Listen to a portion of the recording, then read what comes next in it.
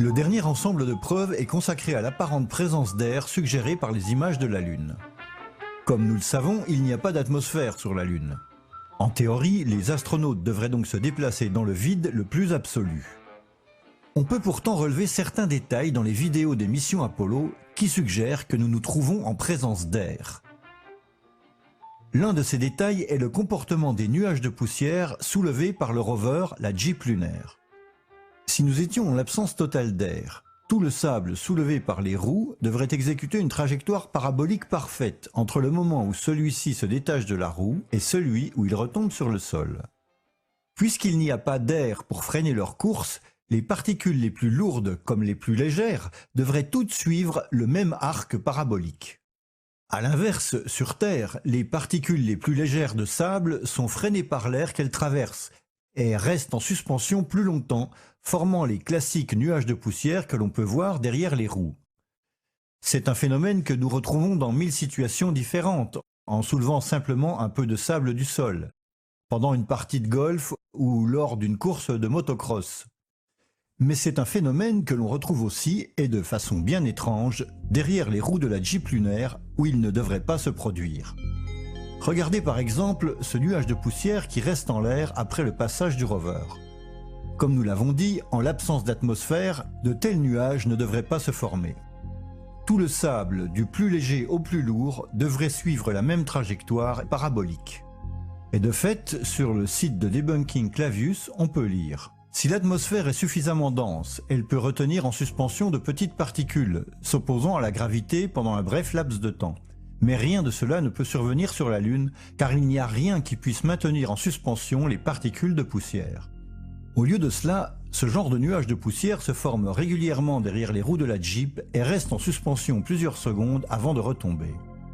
Tout cela ne devrait pas se produire, comme nous l'avons vu, si nous nous trouvions véritablement sur la Lune, c'est-à-dire en l'absence d'atmosphère. Voici une autre situation dans laquelle nous vient le soupçon que nous sommes en présence d'air. Ce que l'on voit sur la droite est une couverture thermique montée sur la partie antérieure du rover. C'est une couverture que nous voyons souvent onduler pendant le déplacement du rover d'un endroit à l'autre. Quand le rover est arrêté, cependant, cette couverture ne devrait pas onduler, étant donné que sur la Lune, il n'y a pas d'air pour la faire bouger. Il y a pourtant un cas où cette couverture thermique semble bouger toute seule. Au début, on ne sait pas si c'est l'astronaute qui la touche. Mais ensuite, alors que l'astronaute balaie la poussière, la couverture thermique se gonfle et se soulève toute seule, et ce à plusieurs reprises, comme si un léger courant d'air la faisait se soulever. Il y a un autre cas étrange, toujours dans la mission Apollo 16. Quand un des astronautes referme ce capot sur le rover, on note un jet de poussière qui est propulsé vers le haut. Revoyons-le de plus près, au ralenti. Quelqu'un pourrait suggérer que c'est à cause de la vibration que le sable bouge. Mais en réalité, tout le rover est recouvert de sable, et s'il s'agissait d'une vibration, tout le sable bougerait en même temps. Au lieu de cela, le sable ne se soulève qu'en un point précis, et justement dans l'angle où le capot se rabat. Venons-en maintenant à l'une des questions les plus connues de tout le débat lunaire, celle des drapeaux qui flottent dans le vide.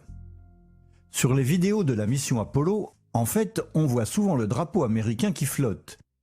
Mais il est extrêmement difficile de savoir s'il le fait parce qu'il a pris un courant d'air ou seulement parce qu'un des astronautes a touché son manche.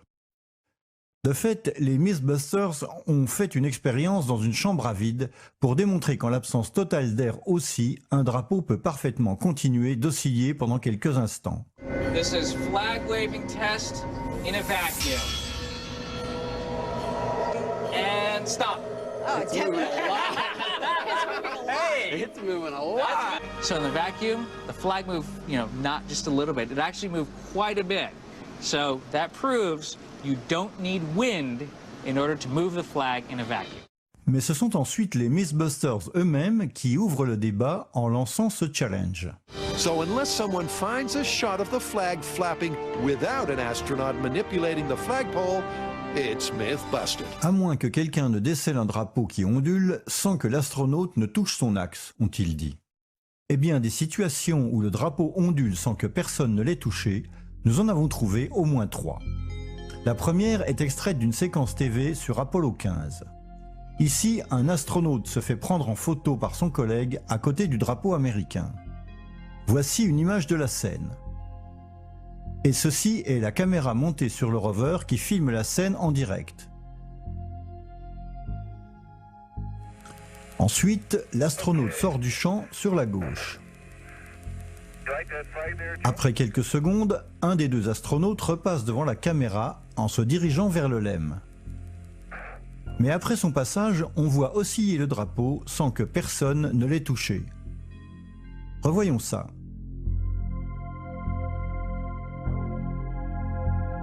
Certains des bunkers ont avancé que l'astronaute avait touché le drapeau avec son coude au moment où il passait à côté. Mais il suffit de faire un petit exercice de triangulation tout simple avec la photo pour voir que cela n'est pas possible. En effet, pour remplir le cadre à ce point, de la tête jusqu'aux hanches, il faut que l'astronaute passe environ à mi-chemin entre le drapeau et la caméra. La distance est évidemment bien trop grande pour que l'astronaute puisse effleurer le drapeau avec son coude. D'autres des bunkers, comme Attivissimo, acceptent le fait que l'astronaute n'a pas touché le drapeau, mais suggèrent que c'est une sorte de charge électrostatique qui le fait osciller. Questo è un momento misterioso. L'astronauta non ha toccato la bandiera ma oscilla. Perché? La teoria che circola fra gli addetti ai lavori è che sia un effetto elettrostatico, come quello che si ottiene quando si sfrega un maglione con una bacchetta di plastica o di vetro. Mais comme nous l'avons déjà vu, dans la partie illuminée de la Lune, il ne peut pas y avoir de phénomène électrostatique, car le vent solaire dissipe immédiatement toute éventuelle charge électrostatique qui aurait pu s'accumuler. En outre, un hypothétique effet électrostatique pourrait au maximum survenir au moment où l'astronaute se trouve juste à côté du drapeau, à l'endroit le plus proche d'effleurement.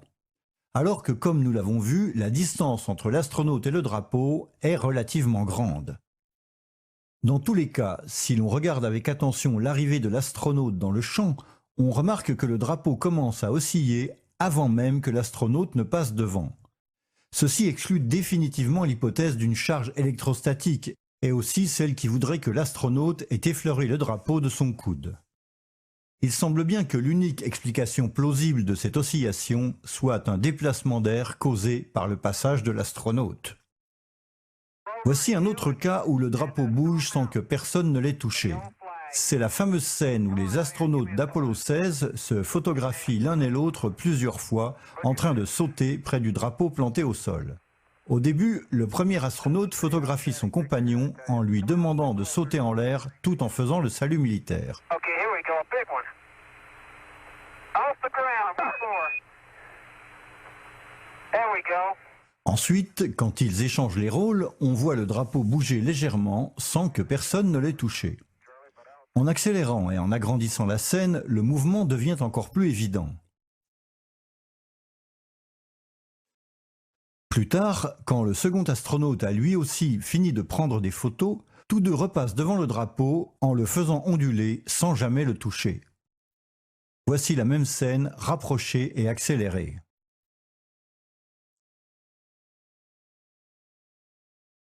Il y a ensuite un cas extrêmement intéressant où le drapeau bouge tout seul, et ce, à plusieurs reprises, alors que les astronautes se trouvent déjà à bord du LEM. Il s'agit de la mission Apollo 14 à la fin de la deuxième promenade lunaire. Les deux astronautes sont en train de se préparer pour entrer dans le LEM quand l'un d'eux se prend les pieds dans le câble de la caméra et la fait tomber à terre. Après quelques secondes, l'astronaute s'approche de la caméra et la remet en position, tandis que son collègue commence à remonter l'échelle du LEM. Après quoi, le premier astronaute se dirige lui aussi vers le LEM pour y remonter.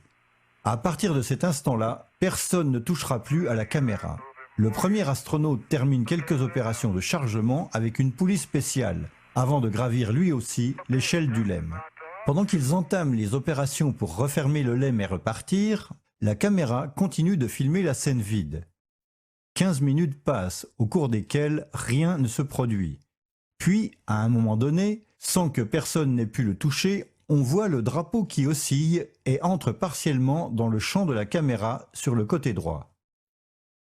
Après environ 15 secondes, le drapeau bouge dans le sens inverse et revient à sa position originale. Mais après 20 secondes, à nouveau, le drapeau entre dans le champ, comme s'il y avait un léger courant d'air qui le faisait se déplacer. Le drapeau reste visible pendant environ une demi-minute et disparaît à nouveau. Passe encore 2 minutes avant que le phénomène ne se produise une troisième fois. Le drapeau entre dans le champ de la caméra et disparaît. Puis il revient dans le champ en oscillant avant de disparaître définitivement de notre vue. Comme nous l'avons dit, les astronautes sont déjà remontés à bord du LEM et il n'y a plus personne qui puisse toucher le drapeau. En outre, si l'on prend comme point de référence cet objet clair, nous voyons que le cadre ne se déplace pas de droite à gauche mais reste toujours fixe. Ce n'est donc pas la caméra qui s'est déplacée, c'est vraiment le drapeau qui oscille, entrant et sortant tout seul du champ de la caméra. Certains débunkers ont suggéré que les oscillations du drapeau étaient dues aux émissions de gaz provenant du module lunaire durant la phase de dépressurisation. Mais cette explication ne tient pas, et ce pour au moins 2 raisons. Tout d'abord, le gaz, une fois expulsé, se perdrait immédiatement dans le vide et ne serait pas en mesure de créer la turbulence nécessaire pour faire bouger le drapeau. Ensuite, comme nous l'avons vu, le drapeau entre toujours dans le cadre en se déplaçant de droite à gauche, c'est-à-dire qu'il va vers le LEM avant de s'en éloigner par la suite. Et donc en aucun cas, des gaz émis par le LEM ne pourraient attirer le drapeau en direction du module lunaire. Question. Étant donné que sur la Lune, il n'y a pas d'atmosphère, pouvez-vous nous expliquer ce qui peut freiner et maintenir en l'air des particules de sable les plus légères en formant ces petits nuages de poussière qui ensuite retombent au sol ? Puisque le drapeau commence à bouger avant même que l'astronaute ne passe devant, ce qui exclut la possibilité d'un effet électrostatique aussi bien que celle d'un contact physique. Pouvez-vous suggérer quelque chose de différent d'un déplacement d'air pour expliquer l'oscillation du drapeau? Étant donné que le drapeau bouge par 2 fois sans jamais être touché par personne, pouvez-vous nous dire ce qui cause l'oscillation du drapeau? Étant donné que les astronautes se trouvent dans le LEM depuis au moins 15 minutes et que personne d'autre ne peut avoir touché le drapeau, pouvez-vous nous suggérer quelque chose d'autre qu'un déplacement d'air pour expliquer les différentes oscillations de ce drapeau?